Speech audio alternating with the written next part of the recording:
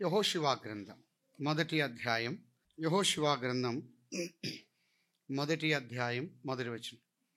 యెహోవా సేవకుడైన మోషే మృతి నొందిన తర్వాత యెహోవా నూను కుమారుడైన మోషే పరిచారకుడైన యెహోషువ ఈలాగు సెలవిచ్చాను. నా సేవకుడైన మోషే మృతి నొందెను. కాబట్టి నీవు లేచి నీవును ఈ జనులందరూ ఈ యోర్దాను నది దాటి నేను ఇశ్రాయేలుకి ఇచ్చిన దేశమునకు వెళ్ళుడి. చిన్న మాట ప్రార్థన చేద్దాం. స్తోత్రార్హుడైన మా ప్రియ ప్రభువా, ప్రేమగల తండ్రి, కరుణా సంపన్నుడా, మీ ఘనమైన నామమును బట్టి వందనములు స్తోత్రం చెల్లిస్తూ ఉన్నాం. మీరు మాకు అనుగ్రహించిన ఆత్మ సంబంధమైన ప్రతి ఆశీర్వాదాలను బట్టి వందనాలు. మీ సన్నిధానములో అనుభవించడానికి, ఆనందించడానికి, ఆస్వాదించడానికి మీరు ఇచ్చిన మంచి ప్రశస్తమైన సమయాన్ని బట్టి వందనాలు.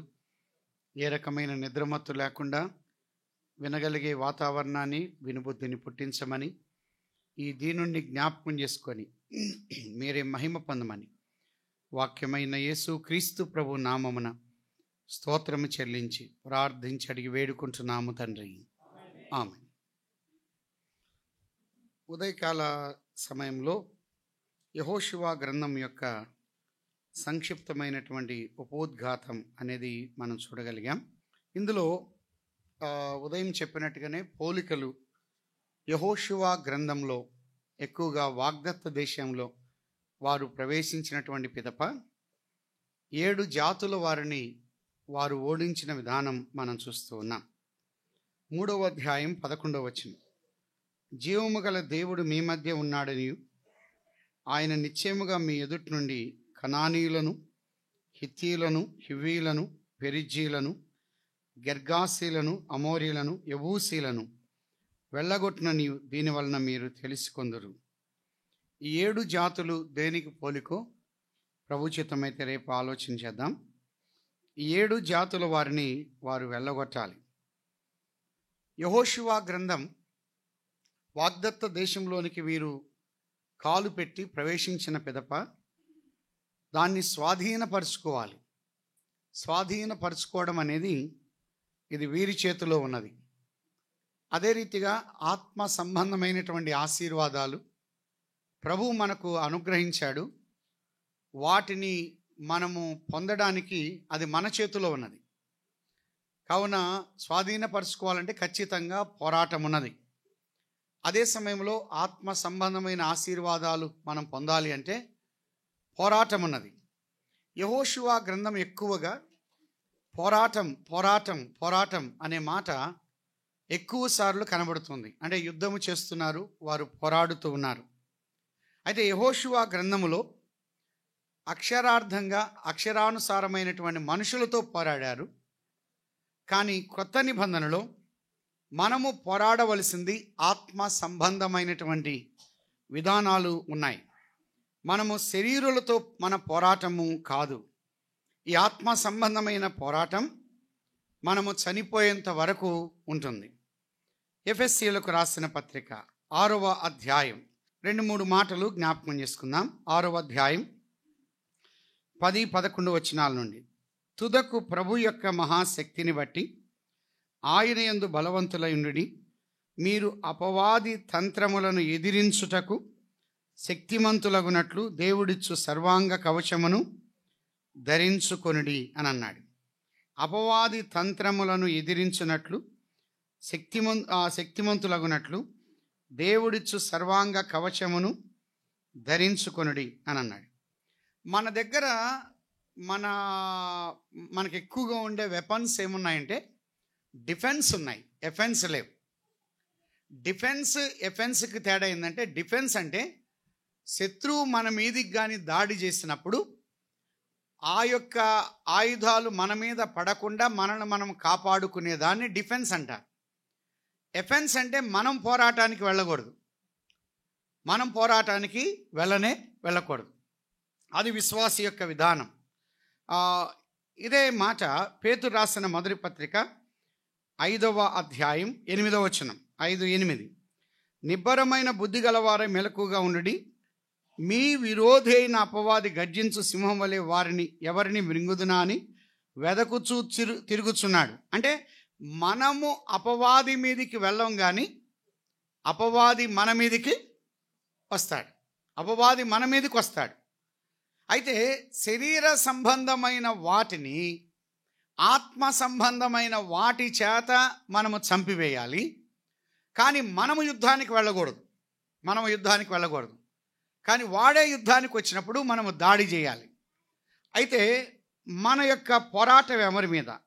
6:12 ఎఫెసీ పత్రిక. ఎలయనగా మనము పోరాడునది శరీరులతో కాదు. ఈ మాట గుర్తుపెట్టుకుందాం. అలనాడు పాత నిబంధనలో శరీరులతో పోరాటం ఉన్నది. వారితో పోరాడి వారిని ఓడించి వారిని గెలవగలిగిన స్థితిని మనం చూస్తున్నాం. కానీ మనం మాత్రం కొత్త నిబంధనలో మనం తేటగా రాయబడిన మాట ప్రకారం మనము పోరాడేది రక్తమాంసములు కలిగిన వారితో కాదు, శరీరులతో కాదు.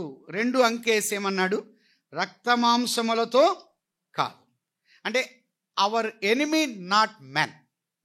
మన శత్రువు ఒక మనిషి కాదు.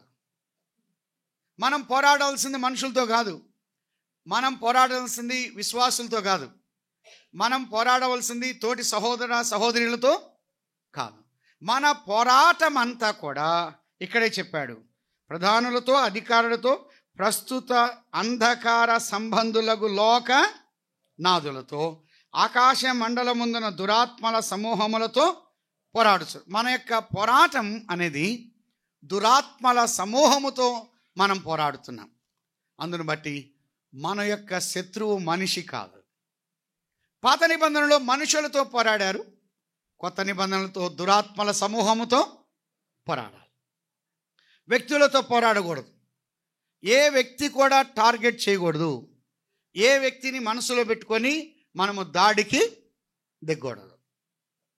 చాలాసార్లు మనం ఏం చేస్తున్నామంటే మన తోటి సహోదరిని దృష్టిలో పెట్టుకొని మనము దాడికి దిగుతున్నాం. ఫర్ ఎగ్జాంపుల్, సమూయేలు మొదటి గ్రంథంలో ఒక్క ఉదాహరణ చెప్పి నేను దాటి వెళ్తాను. సమూయేలు మొదటి గ్రంథం 17వ అధ్యాయం. సమూయేలు మొదటి గ్రంథం 17వ అధ్యాయం 28వ వచనం. యుద్ధము మీకు దావీదు వచ్చాడు, తండ్రి వెళ్ళమన్నాడు. వచ్చిన తర్వాత అక్కడ ఏం జరిగిందంటే, అతడు వారితో మాట్లాడునది అతని పెద్దన్నయ్యకు ఏలియాబునకు వినబడగా ఏలియాబునకు దావీదు మీద కోపము వచ్చింది. దావీదు ఎందుకు వచ్చాడు? అక్కడ అన్నల యొక్క యోగక్షేమాలు తెలుసుకొని రమ్మని, అన్నలకు కొంత ఆహార పదార్థాలు ఇవ్వమని తండ్రి పంపించగా వచ్చాడు. కానీ దావీదు అక్కడ మాట్లాడుతున్నప్పుడు ఏలియాబు విని ఏమన్నాడంటే, నీవు ఇక్కడికి ఎందుకు వచ్చితివి? అసలు నువ్వు ఎందుకు వచ్చావు అని అంటున్నాడు. అరణ్యములో నా చిన్న గొర్రె మందను ఎవరు వశం చేశాడో 20వ వచనంలో చెప్పాడు అని అంటూ ఒక మాట అన్నాడు. చూడండి, నీ గర్వమును నీ హృదయపు చెడుతనమును నేను ఎరుగుతాను. యుద్ధము చూచుటగా కదా నీవు వచ్చితివని అనను. అందుకు దావీదు, నేనేమి చేస్తుని మాట మాత్రం పలికితేనని చెప్పి అతని యొద్ద నుండి తొలగి. ఈ మాట గుర్తుపెట్టుకుందాం. దావీదు పోరాడేది ఏలియాబుతో కాదు. దావీదు పోరాటం ఎవరి మీద? గొల్యాతు మీద. తన టార్గెట్ ఎవరు? గొల్యాతు.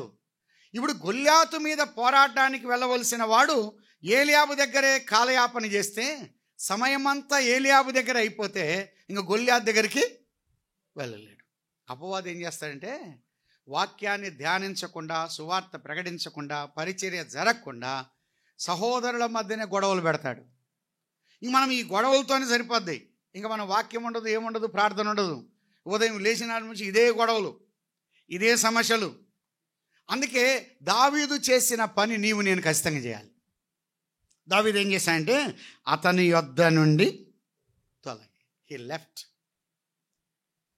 కాబట్టి ఎప్పుడైనా గుర్తుపెట్టుకోండి, ఎవరైనా మన మీదకి దాడికి వస్తున్నాడంటే ఇది అపవాది చేసినటువంటి ప్రయత్నము. ఈ ప్రయత్నములో మనము ఓడిపోకూడదు. మన సమయం అంతా ఇక్కడ వృధా కాకూడదు. మన సమయం వృధా కాకూడదు, మన సొమ్ము వృధా కాకూడదు, మన సత్తు వృధా కాకూడదు.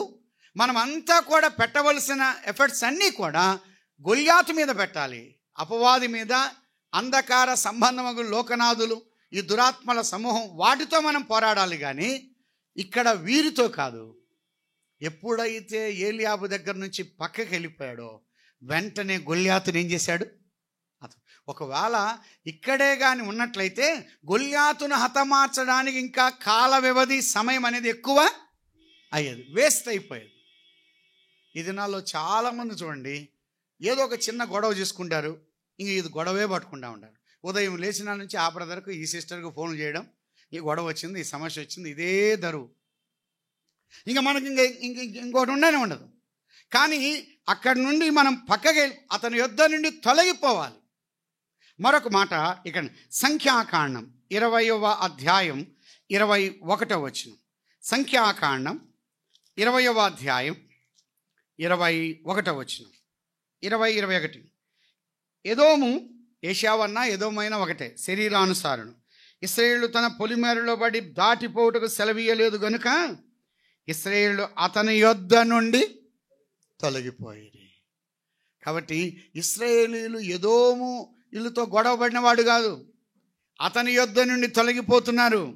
సోదరుడా సోదరి, ఒక విషయం గుర్తుపెట్టుకుందాం. మనము శరీరులతో, రక్తమాంసం కలిగిన వారితో మనము తగాదాలు, గొడవలకు దిగకూడదు. ఇవన్నీ పెట్టే విధానాలు ఎవరి అంటే అపవాది పెడతాడు. దాన్ని బట్టి సమయం అంతా వృధా. తర్వాత మానసికమైన రుగ్మత, అనారోగ్యత, దెబ్బతినిపోవడం, ఆరోగ్యత అని క్షీణించిపోవడం, ఇవన్నీ జరుగుతాయి. దావీదుకి ఎన్ని రకాలైనటువంటి శ్రమలు వచ్చాయి తెలుసా? కానీ వాటన్నిటిలో నుండి కూడా బయటపడుతూ వచ్చాడు. సౌలు మాటి మాటికి దావీదుని తరిమాడు, మాటి మాటికి దావీదుని తరుముతున్న సౌలుకు దావీదు కనపడలేదు, కానీ తరమని దావీదుకి ఎవరు కనపడుతున్నారు? సౌలు కనపడుతున్నారు. సౌలు దావీదుని ఎంతవరకు తరిమాడు తెలుసా? ఎంతవరకు తరిమాడు తెలుసా?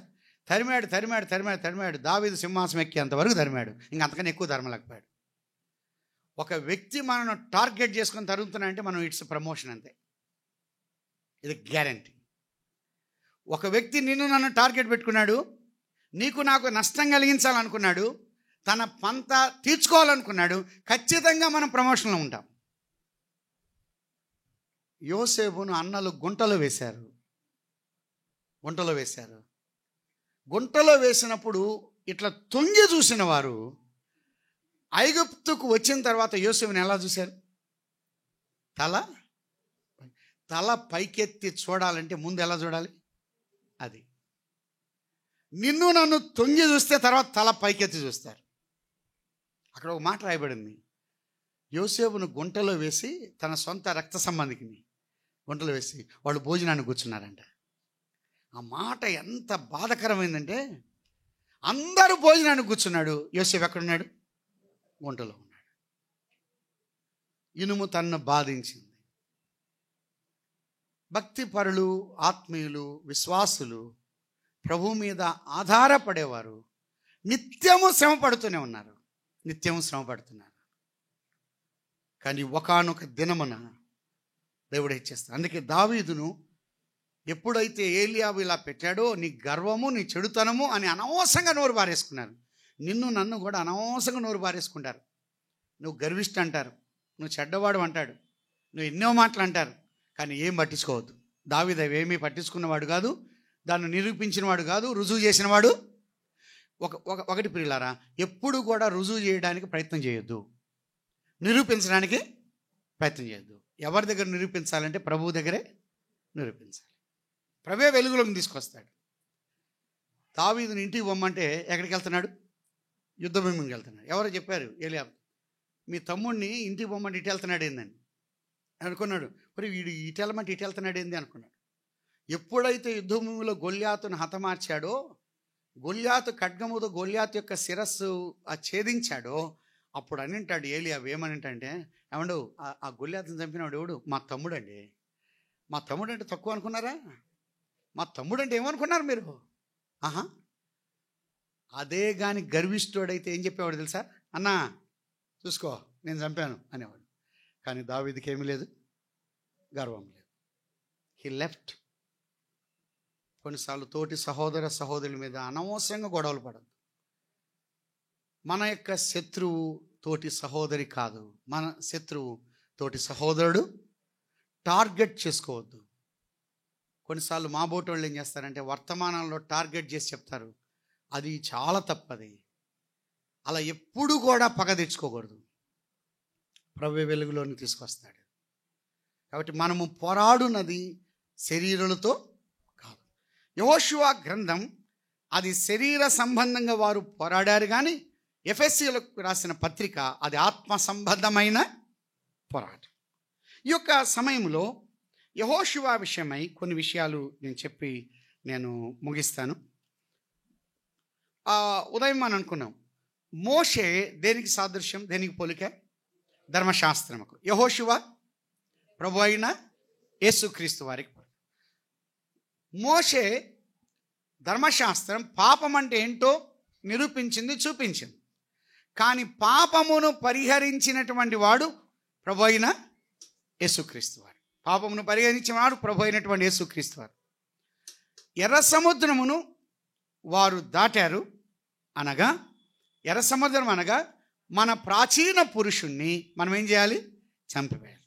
యోర్దాను దాటి వాగ్దత్త దేశం అని అంటే శరీరాన్ని మనం చంపాలి. శరీరాన్ని మనం చంపాలి. కానాను అనేది పరలోకపు యొక్క కనానునకు సాదృశ్యం కాదు. ఎందుకనంటే అక్కడ పోరాటాలు లేవు. కానీ ఇక్కడ ఉన్నటువంటి విశ్వాస జీవితంలో ప్రతి నిత్యము కూడా ఆత్మకు శరీరానికి ఏమున్నాయి? పోరాటము ఉన్నది. ఆ విషయాన్ని మనం చూస్తూ ఉన్నాం.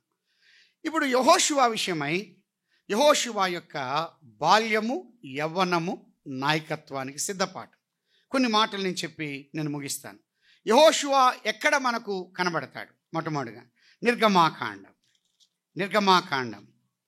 తండ్రి మనకు తెలుసు, ఇందాక చదువుకున్నాం, నూను. తండ్రి నూను. ఆ తండ్రి నూను అనగా చేప లేదా నిరంతరము అనే అర్థం ఇస్తుంది. గోత్రం ఏ గోత్రం అన్నాను? ఎఫ్రాయిము గోత్రం. మొదటి ప్రస్తావం ఎక్కడ? మొదట ప్రస్తావం నిర్గమాకాండం 17వ అధ్యాయం. నిర్గమాకాండం 17వ అధ్యాయం 9వ వచనం 8 నుండి. తర్వాత అమాలేకీయులు వచ్చి రెఫీదీములో ఇశ్రాయేలుతో యుద్ధము చేయగా. ఇక్కడ కూడా గమనించండి, ఇశ్రాయేలు యుద్ధం చేస్తున్నారా, అమాలేకీయులు యుద్ధం చేస్తున్నారా? అమాలేకీయులు. కాబట్టి ఎప్పుడు వచ్చినా కూడా శత్రువు వస్తాడు. మనం ఏం చేయాలంటే దాన్ని వాడి బాణముల నుండి మనము ఈ కాచి కాపాడుకోవాలి తప్ప మనము పోరాడకూడదు. మనము అపవాది మీదకి వెళ్ళకూడదు. అపవాది మన మీదకి వస్తాడు. వచ్చినప్పుడు విశ్వాసం అనే డాలు పట్టుకోవాలి. అందుకే ఆ వెపన్స్ అన్నీ ఏముంటాయి తెలుసా? వాక్యం ఉంటుంది, ఖడ్గము ఉన్నది, విశ్వాసం ఉన్నది, సిద్ధ మనసు జోడు ఉన్నది, మైమరు ఉన్నాయి. ఇవన్నీ కూడా ఇవి డిఫెన్స్కి సంబంధించినవి. వాడు బాణం వదులుతాడు కానీ మనం బాణం వదలని ఎక్కడ లేదు. అర్థమైంది కదా? కాబట్టి ఇలాగా మనం ఉండాలి. అక్కడేమన్నాడు? ప్రారంభంలో ఎఫెసీ పత్రిక 6వ అధ్యాయంలో ఒక మాట చెప్పాడు. 13వ వచనములో దేవుడిచ్చు సర్వాంగ కవచం ధరించుకుని ఎలాగనగా మీ నడుమునకు సత్యమను దట్టి. నడుమునకు సత్యమనే దట్టి కట్టుకోవాలి. చివరి ఏం చెప్పాడు తెలుసా? 17వ వచనంలో దేవుని వాక్యమను ఆత్మ ఖడ్గం. సత్యమను దట్టి అని అంటే అది వాక్యానికి సాదృశ్యం.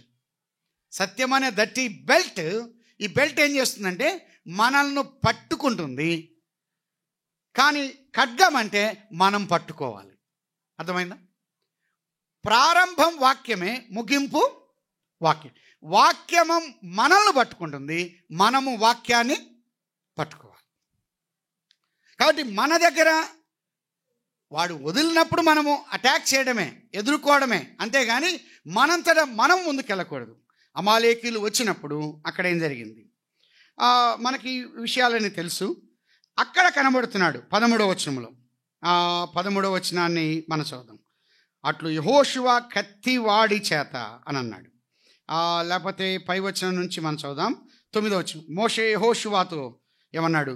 మన కొరకు మనుషులను ఏర్పరచి వారిని తీసుకొని బయలు వెళ్ళి అమాలేకులతో యుద్ధము చేయము. రేపు నేను దేవుని కర్రను చేతపట్టుకొని ఆ కొండ శిఖరము మీద యెహోషువ మోషే తనతో చెప్పినట్లు చేసి.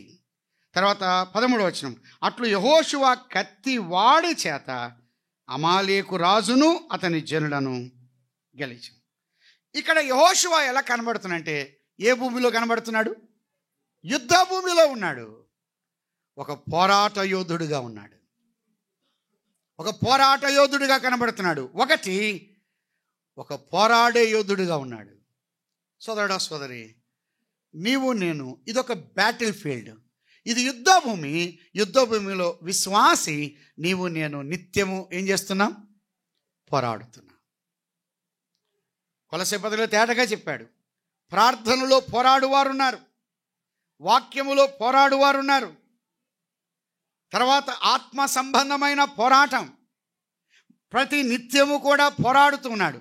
ఎఫ్రా ఉన్నాడు, పోరాడుతూ ఉన్నాడు ప్రార్థనలో. మన పోరాటం ప్రార్థనా పోరాటం, మన పోరాటం వాక్య సంబంధమైన పోరాటం, మన పోరాటం ఆత్మ సంబంధమైన పోరాటం. పోరాడుతున్నాడు. ఆ కత్తి వాడి చేత అన్నాడు. ఆ కత్తి ఎటువంటిది? వాడి అయిన కత్తి. యవనస్తులుగా దేవుని యొక్క వాక్యం అనే కత్తి అది ఎలా ఉండాలి? వాడిగా ఉండాలి. అంటే షార్ప్ అని అన్నాడు. అది పదునుగా ఉన్నది, అది వాడిగా ఉన్నది, మొదుకత్తి కాదు. అందువల్ల ప్రతి నిత్యము విశ్వాసి వాక్యం అనే మన జీవితాలను మనము పదును పెడుతూ ఉండాలి. అప్పుడు మాత్రమే మనము పరిణితి చెందగలం. మన కత్తులున్నాయా? ఎలా పోరాడుతున్నాం? వాక్యాన్ని ధ్యానించడం, వాక్యం అనే కత్తి అని అన్నాడు. హెబ్రీయులకు రాసిన పత్రిక 4వ అధ్యాయం ఒక మాట చదువుదామా? హెబ్రీయులకు రాసిన పత్రిక 4:12, ఎందుకనగా దేవుని వాక్యము సజీవమై బలము గలదై రెండంచులు గల ఎటువంటి ఖడ్గము కంటెను వాడిగా ఉండి. ఏమన్నాడు? ప్రాణాత్మలను కీళ్లను మూలుగను విభజించునంత మట్టుకు దూరుచు హృదయం యొక్క తలంపులను ఆలోచనను శోధించుచున్నది. దేవుని యొక్క వాక్యం ఏం చేస్తున్నది? మనను వాడి అయినది, అది లోపలికి దూరుతూ ఉన్నది. పిల్లారా, ఒక మాట గమనిద్దాం. వాక్యాన్ని ధ్యానిస్తూ ఉండగా కొన్నిసార్లు ఈ వాక్యం మనల్ని ఏం చేస్తుందంటే మన లోపలికి దూరుతుంది. మన ఆలోచనలను చెడగొట్టేది వాక్యమే, సరిచేసేది వాక్యమే, నిన్ను నన్ను చక్కబరిచేది వాక్యమే. వాక్య వెలుగులోనికి విశ్వాసి ఖచ్చితంగా రావాలి. యెహోషువ చేతిలో కత్తి ఉన్నది. ఎజ్రా చేతిలో ధర్మశాస్త్ర గ్రంథం ఉన్నది. అవునా కాదా? దేవుని యొక్క భక్తులందరి చేతిలో దైవ గ్రంథం ఉన్నది. అందుకే విశ్వాస జీవితంలో ఈ నేటి దినాల్లో మన చేతిలో ఏముండాలి? వాక్యం అండి. అందుకే అన్నాడు, తన భక్తులకందరికీ ఘనత ఇది అని. ఏది? మొబైల్స్ కాదు. మనకి ఈ దినాల్లో మొబైల్ పెట్టుకుంటే, ట్యాబ్ పెట్టుకుంటే అది ఘనత. కానీ వాక్యము ఘనత. ఈ దినాల్లో సిటీస్లో ఏమైందంటే ఫ్యాషన్ అయింది. ఎవరు బైబిల్ తెచ్చుకోరు. ఏం తెచ్చుకుంటారు?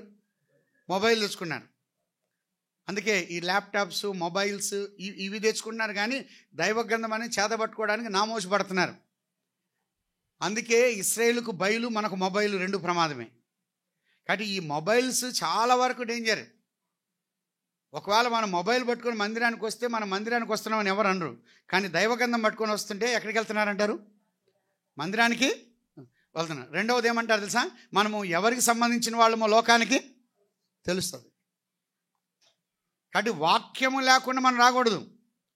అందుకే నువ్వు ఖడ్గం తీసుకోవాలి, ఆయుధము తీసుకోవాలి. ఆయుధం లేకుండా ఎలా పరిగెడతావు? ఆయుధం ఉండాలి.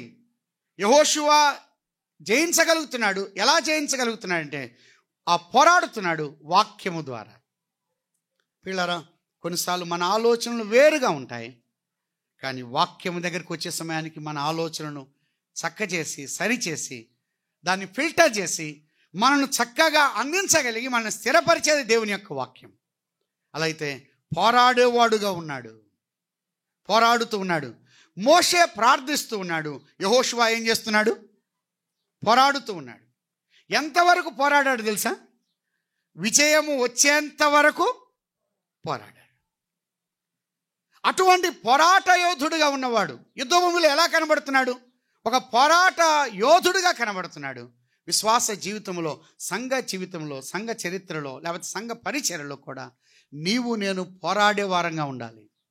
అంటిల్ డెత్, లేకపోతే విజయం వచ్చేంత వరకు, మనము చచ్చేంత వరకు మనం పోరాడాల్సిందే. అయితే మన పోరాటం ఆత్మ సంబంధమైన పోరాటమై ఉండాలి. ఒకటి, ఎలా కనబడుతున్నాడు? పోరాడేవాడుగా కనబడుతున్నాడు. రెండవది చూద్దాం, ఎక్కడ కనబడుతున్నాడు? నిర్గమాకాండం 24వ అధ్యాయం 12-13 వచనాలు. నిర్గమాకాండం 24వ అధ్యాయం 12-13. అప్పుడు యెహోవా మోషేతో ఇట్లను, నీవు కొండ ఎక్కి నా యొద్దకు వచ్చి అచ్చట ఉండుము. నీవు వారికి బోధించున్నట్లు నేను వ్రాసిన ఆజ్ఞలను, ధర్మశాస్త్రమును రాతి పలక నీకు ఇచ్చేదనగా మోషేయు, ఆ తర్వాత చూడండి, అతని పరిచారకుడైన యెహోషువయు లేచిరి అని అన్నాడు. మోషే దేవుని కొండ మీదకి ఎక్కాను. అలాగైనట్లయితే ఇప్పుడు యెహోషువ ఎలా కనబడుతున్నాడంటే, ఒకటి పోరాడే యోధుడిగా కనబడుతున్నాడు. ఇక్కడ రెండవది ఎలా కనబడుతున్నాడు? ఒక పరిచారకుడుగా కనబడుతున్నాడు. ఒక పనివాడుగా కనబడుతున్నాడు. అందుకే పరిచారకుడు ఎక్కడైనా గమనించండి. 33వ అధ్యాయం 11వ వచనం, 33:11. మనుషుడు తన స్నేహితునితో మాట్లాడునట్లు యెహోవా మోషేతో ముఖాముఖిగా మాట్లాడుచుండెను. తర్వాత అతడు పాలెములోనికి తిరిగి వచ్చుచుండెను. అతని పరిచారకుడు అని అన్నాడు. కాబట్టి పరిచారకుడు ఈ మాట ఎక్కువసార్లు రాయబడి ఉన్నది. యెహోషువ గ్రంథంలో కూడా మనం ఇందాక చదువుకున్నాం. 1:1 మోషే పరిచారకుడినైన యెహోషువ. ఒకటి పోరాడేవాడు, రెండవది పరిచారకుడు. పరిచర్య జరిగిస్తున్నాడు. అంటే మోషేకు సహకరించేవాడు, మోషేతో కలిసి ఉన్నవాడు. మోషే కొండ శిఖరాగ్రం ఎక్కితే ఆ మోషేతో పాటుగా వెళ్తున్నటువంటి వాడు ఒక పరిచారకుడుగా ఉన్నాడు. అంటే పరిచారకుల్లో ఒక విధేయత ఉన్నది, ఒక దీనత్వం ఉన్నది, ఒక తగ్గింపు ఉన్నది, ఒక నమ్రత ఉన్నది. మీరు ఎప్పుడైనా గమనించండి, యెహోషువ ఎక్కడ కూడా నాయకుడైనటువంటి మోషేకు ఎదురు తిరిగినట్టుగా లేదు. ఏ ఒక్క సందర్భంలో కూడా లేదు. సింప్లీ హీ ఒబే, లోబడేవాడు తప్ప ఏ నాడు కూడా ప్రశ్నించేవాడు కాదు. Without questioning. ఒక నాయకుడు కావాలంటే ముందు ఎలా ఉండాలి? పరిచారకుడు. పరిచారకుడే నాయకుడు అవుతాడు తప్ప పరిచారకుడు కాకుండా నాయకుడు కాలేడు. ఈరోజు చాలామంది డైరెక్ట్గా రావడానికి ఇష్టపడుతున్నారు, నాయకుడిగా ఉండడానికి ఇష్టపడుతున్నారు, సేవకులుగా ఉండడానికి ఇష్టపడుతున్నారు, పెద్దలుగా ఉండడానికి ఇష్టపడుతున్నారు. కానీ పరిచారకుడుగా ఉండడానికి ఎవరికి ఇష్టం లేదు. సోదరుడా సోదరి, ఒక పరిచారకుడుగా ఉన్నవాడు పరిచారకుడుగా ఉన్నాడు. పరిచారకుడిగా ఎక్కడున్నాడు? నిర్గమాకాండం 33:11 ఏమన్నాడు? అతని పరిచారకుడును నూను కుమారుడైన యెహోషువ అను యవనస్తుడు గుడారములో. ఆ మాట గమనించండి, ఎక్కడున్నాడండి? ఆ గుడారములో మొట్టమొదటిసారిగా ప్రత్యక్షపు గుడారములో ఉన్నటువంటి వాడు ఎవరంటే యెహోషువ.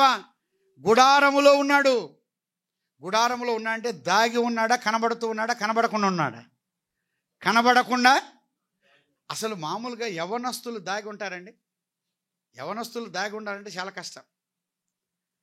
మీరు అంతెందుకండి, త్రోయపట్నంలో ఐతుకని యవనస్తుడికి కిటికీలో కూర్చున్నాడు. అందరి కింద కూర్చుండి ఇతను ఎక్కడ కూర్చున్నాడు?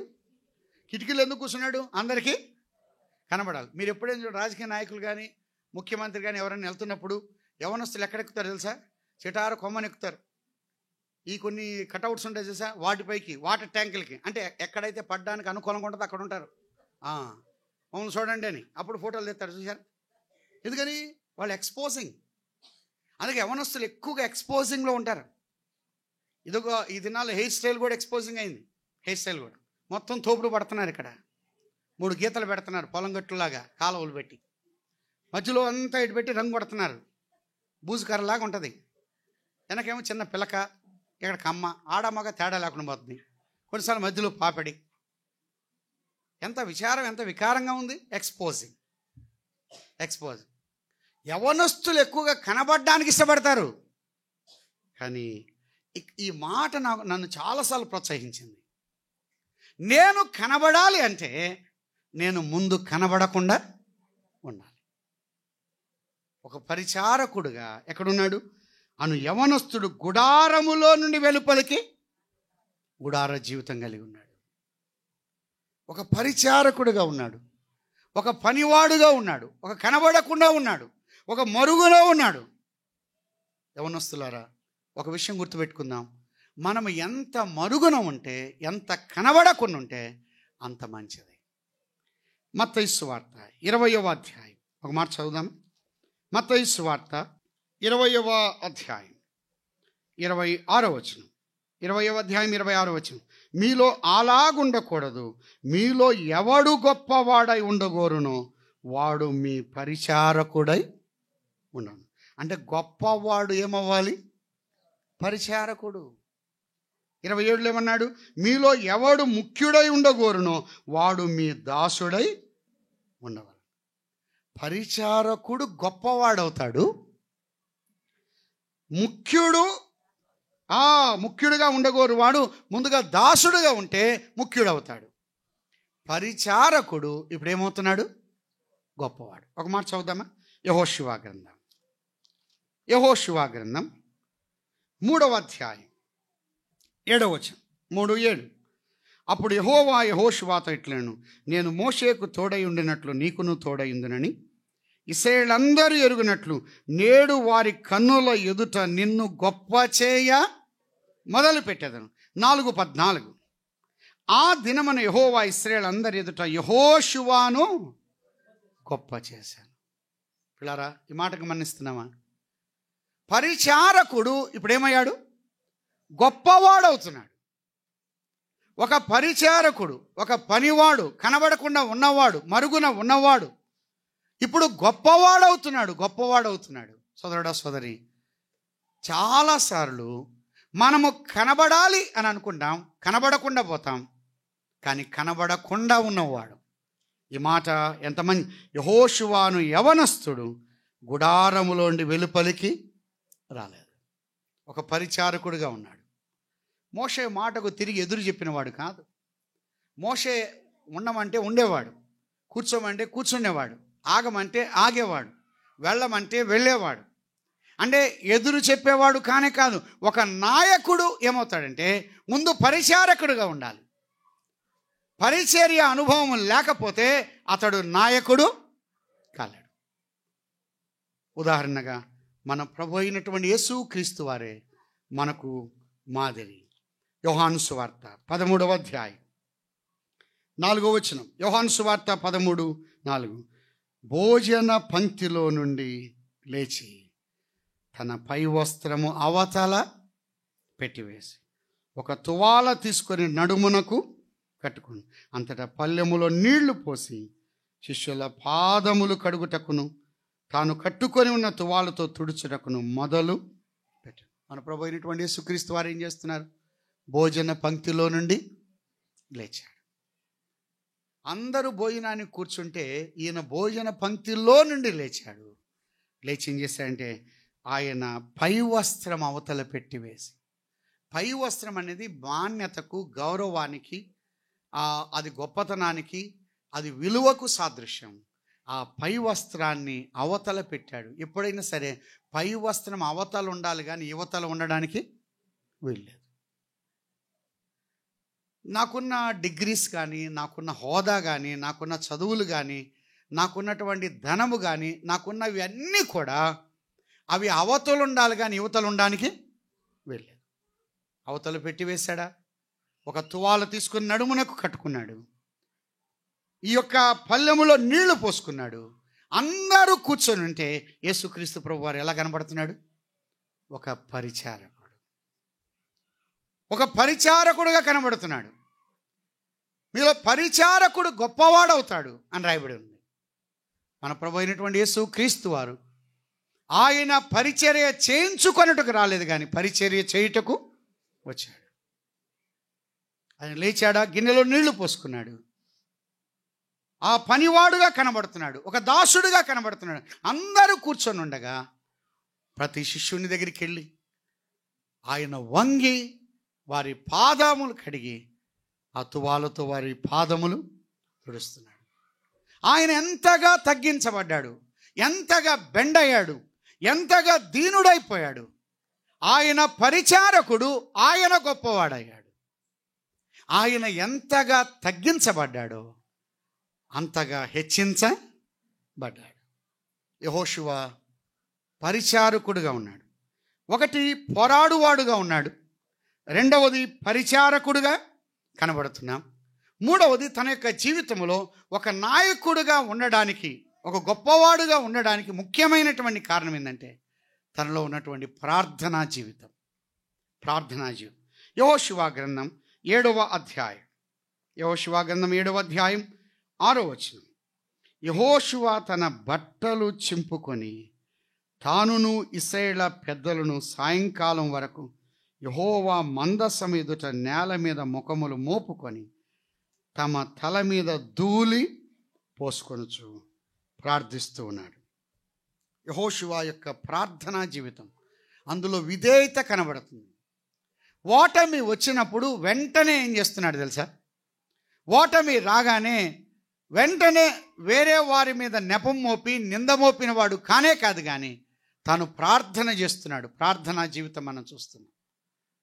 ఒక నాయకుడుగా నీవు నేను ఉండాలి అంటే, ఒక సేవకుడుగా, ఒక పెద్దగా ఉండాలి అంటే మన జీవితంలో ప్రార్థనా జీవితం ఉండాలి. ప్రార్థన లేకుండా నాయకుడుగా ఉండాలి. పోరాడువాడుగా ఉన్నాడు, అందులో ప్రయాస కనబడుతుంది. రెండవది పరిచారకుడుగా ఉన్నాడు, అందులో దీనత్వము తగ్గింపును మనం చూస్తున్నాం. కనబడేవాడు కాదు, కనబడకుండా ఉన్నవాడు. తర్వాత మూడోది మనం చూస్తున్నాం తన యొక్క జీవితంలో ప్రార్థనా జీవితం. ఎక్కడ కూడా నాయకుడు కావాలని కోరుకున్నవాడు కాదు. మీరు ఎప్పుడైనా గమనించండి. ఒక మాట చూద్దాం. సంఖ్యాకాండం 24వ అధ్యాయం, సంఖ్యాకాండం లేకపోతే 27వ అధ్యాయంలో 27వ అధ్యాయం 18వ వచనం. అందుకు యెహోవా మోషేతో ఇట్లనెను, నూను కుమారుడైన యెహోషువ ఆత్మను పొందినవాడు. నీవు అతన్ని తీసుకొని అతని మీద నీ చెయ్యి ఉంచి యాజకుడకు ఎలియాజరు ఎదుటను సర్వ సమాజం ఎదుటను అతన్ని నిలవబెట్టి వారి కన్నుల ఎదుట అతనికి ఆజ్ఞయిమ్ము. మోషే ఏమని ప్రార్థించాడు? 15వ వచనం చదువుదామా. అప్పుడు మోషే యెహోషువతో ఇట్లనెను, యెహోవా సమస్త మానవుల ఆత్మలకు దేవా, యెహోవా సమాజము కాపరలేని గొర్రెల వలె ఉండకుండానట్లు ఈ సమాజం మీద ఒకరిని. ఎవరు ప్రార్థన చేస్తున్నారు? మోషే ప్రార్థన చేస్తున్నాడు. మోషే ఏమంటున్నాడంటే, ప్రభువా నా తదనంతరము యెహోషువ ఉండాలి అని ప్రార్థించిన వాడు కాదు. ఎప్పుడైనా గుర్తుపెట్టుకుందాం, సేవ కానీ పరిచర్య కానీ వారసత్వం కాదు. కానీ అటువంటి లక్షణాలు కలిగిన వారిని దేవుడు ఏం చేస్తాడు? ఏర్పాటు చేస్తాడు. యెహోషువ ఎంత పక్కన, మనమైతే ఏం చేస్తామంటే, నేను ఇంతకాలం మందిరంలో ఉన్నాను, నన్ను ఒక పెద్దగా చేయండి, నేను ఇంతకాలం మందిరంలో ఉన్నాను, నన్ను ఒక పరిచారకుడా లేకపోతే నన్ను గుర్తించండి అని మనం అడుగుతాం. కానీ ఆ రోజున మోషే కానీ యెహోషువ కానీ ఎక్కడ అడిగిన వారు కాదు. ఫర్ ఎగ్జాంపుల్, పౌలుతో పాటు లూకా ఉన్నాడు, ప్రారంభం నుండి ముగింపు వరకు ఉన్నాడు. కానీ లూకా ఎక్కడ కూడా సేవకుడుగా, నాయకుడుగా, పెద్దగా ఉన్నవాడు కాదు. లూకా చివరి వరకు ఎలా ఉంటూ వచ్చాడంటే, ఆ పౌలుకు సహకారిగానే తోడ్పడుతూ సహాయం చేస్తూ వచ్చాడు తప్ప నేను నాయకుడుగా ఉంటానని కోరుకున్నవాడు కాదు. ఈ దినాల్లో ఏమవుతుందంటే, 10 సంవత్సరాలు ఒక 5-6 సంవత్సరాలు ఉండగా నన్ను ఇంకా పెద్దగా చేయరా అని అడుగుతున్నారు. 10 సంవత్సరాలు ఉండగా నన్ను ఇంకా నాయకుడిగా చేయరా అని అడుగుతున్నారు. 15 సంవత్సరాలు అంటే మనకు ఆ లక్షణాలు ఉండట్లేదు. కానీ ఆ ఆశ మాత్రం, అంబిషన్ చాలామందికి ఉంది. కానీ అది చాలా తప్పు. మోషే కూడా యెహోషువను రికమెండేషన్ చేసిన వాడు కాదు. కానీ ఏం చేస్తున్నాడు? ప్రార్థన చేస్తున్నాడు. కాబట్టి ముఖ్యమైనది ఏంటంటే ప్రార్థనా జీవితం. ఆ ప్రార్థనా జీవితంలో ఫలాని వ్యక్తిని నియమించమని మోషే ప్రార్థించట్లేదు. యెహోషువ కూడా అడిగినవాడు కాదు, ఏమయ్యా నీతో ఇంతకాలం నేనున్నాను, నీ తర్వాత నేనే కదా, ఇంకా మళ్ళీ ప్రత్యేకంగా నువ్వు దేవునికి ఎందుకు ప్రార్థన చేయాలి అని అన్నవాడు కాదు. అంటే దేవుని కొలతల ప్రకారం, దేవుని యొక్క వాక్య కొలతల ప్రకారం పోవాలి తప్ప మన సొంతగా రావడానికి వీలు లేదు. ఒక వ్యక్తి ఆ సమాజంలో ఉన్నాడు, సమాజంలో పరిచారకుడుగా ఉన్నాడు, పోరాడుతూ ఉన్నాడు, ఆ గుడారములో ఉన్నాడు, ప్రభు మీద ఆధారపడుతూ ఉన్నాడు. అట్టి వ్యక్తిని మాత్రమే దేవుడు నియమిస్తున్నాడు తప్ప దేవుని కొలతల ప్రకారం నియమిస్తున్నాడు. తమ సొంత కొలతల ప్రకారం నియమించబడ్డము కానే కాదు. కొత్త నిబంధనలోకి మార్చుద్దామా? అపోస్తుల కార్యములు 13వ అధ్యాయం. అపోస్తుల కార్యములు 13వ అధ్యాయం 1వ వచనం. అంత్యోకయలో ఉన్న సంఘములో బర్నబా, నిగరెనబడిన సుమయోను, కురేనీయుడైన లూకియా, చతుర్థాధిపతైన హేరోద్తో కూడా పెంచబడిన మనయేను, సౌలు అను ప్రవక్తలను బోధకులను ఉండిరి. వారు ప్రభువును సేవించుచు ఉపవాసము చేయుచుండగా పరిశుద్ధాత్మ, నేను బర్నబాను సౌలును పిలిచిన పని కొరకు వారిని నాకు ప్రత్యేక పరచుడే. వీరెక్కడున్నారు? సంఘములో అన్నారు. 13:1 ఎక్కడున్నారు వారు? సంఘం. ప్రియులారా, ఈ మాట గమనించాలి. అలనాడు యెహోషువ సమాజములో ఉన్నాడు. నీవు నేను ఎక్కడుండాలి? సంఘములో ఉండాలి. బైబిల్ కాలేజీలో లేదు. బైబిల్ కాలేజీలు ముఖ్యమే, కానీ బైబిల్ కాలేజీ కన్నా ప్రాముఖ్యమైనది ఏది? స్థానిక సంఘం. నువ్వు సంఘములో ఉండాలి, సంఘ పరిచర్యలో ఉండాలి, సంఘ సహవాసములో ఉండాలి, సంఘ కూడికల్లో ఉండాలి. వీరు సంఘములో ఉన్నారు, మరలా ఏం చేస్తున్నారు? 2వ వచనం, ప్రభువును సేవిస్తూ ఉన్నారు. ఒకటి సంఘములో ఉన్నారు, రెండవది ఏం చేస్తున్నారు? ప్రభువును సేవిస్తున్నారు. అమ్మాయ్యా, ప్రభువును సేవించకుండా, సంఘములో ఉండకుండా నేరుగా నాయకుడిగా పెద్దగా ఉండడానికి వీలు లేదు. అది వాక్యక్రమము కాదు. ఈ దినాల్లో నేరుగా వస్తున్నారు. అబ్బాయి బైబిల్ ట్రైనింగ్ చేశాడు, లేదా దూరంగా ఉన్నాడు, నేరుగా వచ్చాడు కాబట్టి సంఘము గుర్తించకుండానే, సేవకుడిగా కాకుండానే కొంతమంది నేరుగా వస్తున్నారు. సేవా కార్యక్రమం జరగకుండానే కొంతమంది సేవకులుగా చలామణి అవుతున్నారు. ఇది సరైనటువంటి వాక్యక్రమం కాదు. ఒకటి, సేవకులు అనేది వారసత్వం కాదు, నాయకత్వం అనేది వారసత్వం కాదు, నా తదనంతరం వేరే వారు ఉండాలి అనేది కాదు. అది దేవుని ఏర్పాటు, దేవుని చిత్తానుసారంగా దేవుడు నిర్ణయిస్తాడు తప్ప మనకు వెంటనే అర్థమైపోద్ది.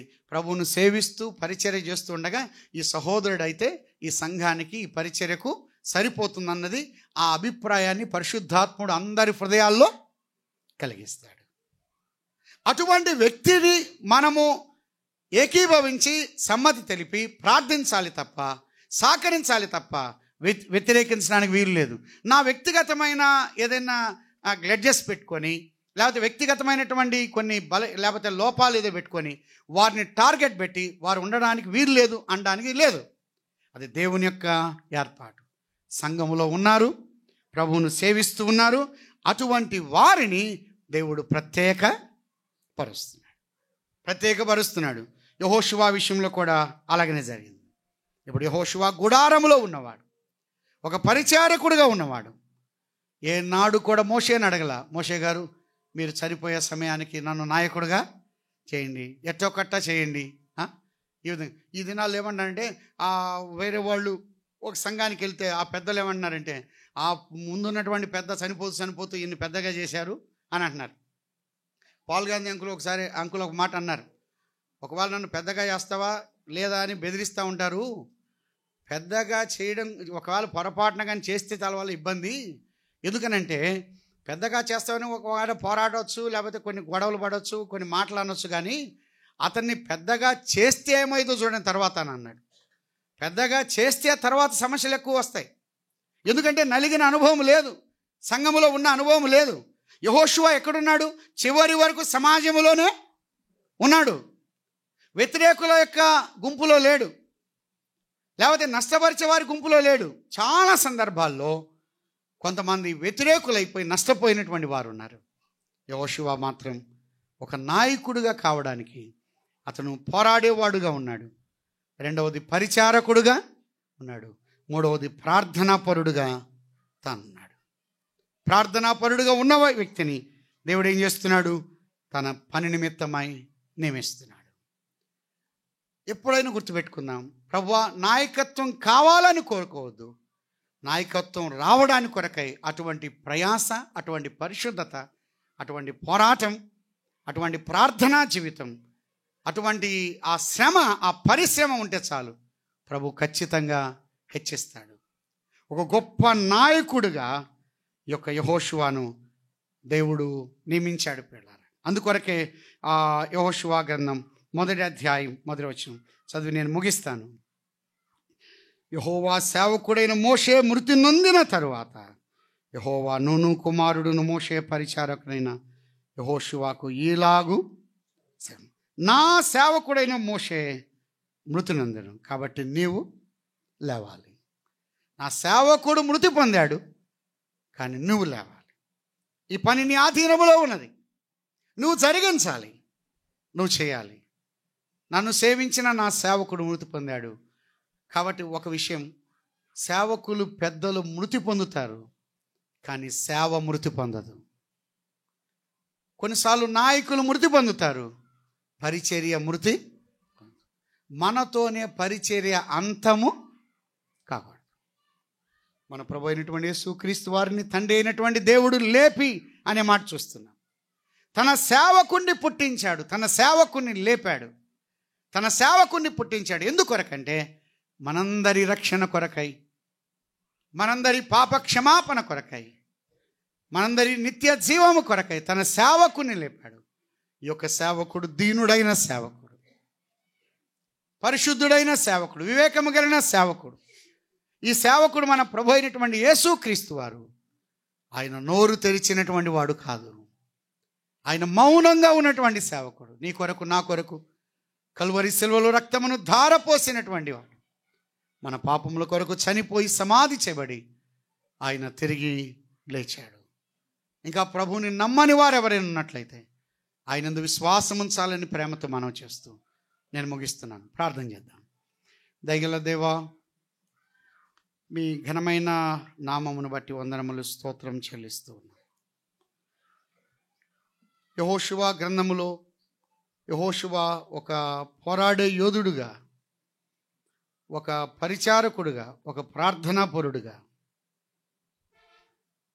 ఆ తర్వాత ఒక పాలకుడుగా ఉన్న విధానం మేము చూస్తూ ఉన్నాం. అటువంటి దీనత్వం, అటువంటి నమ్రత, అటువంటి విధేయత సంఘములో నేర్చుకొని మీ మీద ఆధారపడి జీవించడానికి మీ కృప అనుగ్రహించండి. మోషే మృతి పొందిన తరువాత యెహోషువను లేపి మీరు ఉపయోగించినట్టుగానే నాణ్యత కలిగిన వారిని, విలువైన వారిని మీరు లేపి మీరు ఉపయోగిస్తున్న విధానం బట్టి స్తోత్రములు. మా జీవితాల్లో మమ్మల్ని మేము తగ్గించుకొని విధేయులమై మీ కొరకు నమ్మకమైన సాక్షి జీవితం జీవించడానికి మమ్మల్ని ఉపయోగించమని ఈ మాటలు మా హృదయంలో పదిలించేసి తిరిగా మాట్లాడవలసిన మీ దాసులను బలపరిచి మీరు ఉపయోగించమని వాక్యమైన యేసుక్రీస్తు ప్రభు నామమున స్తోత్రం చెల్లించి ప్రార్థించి అడిగి వేడుకుంటున్నాము తండ్రి.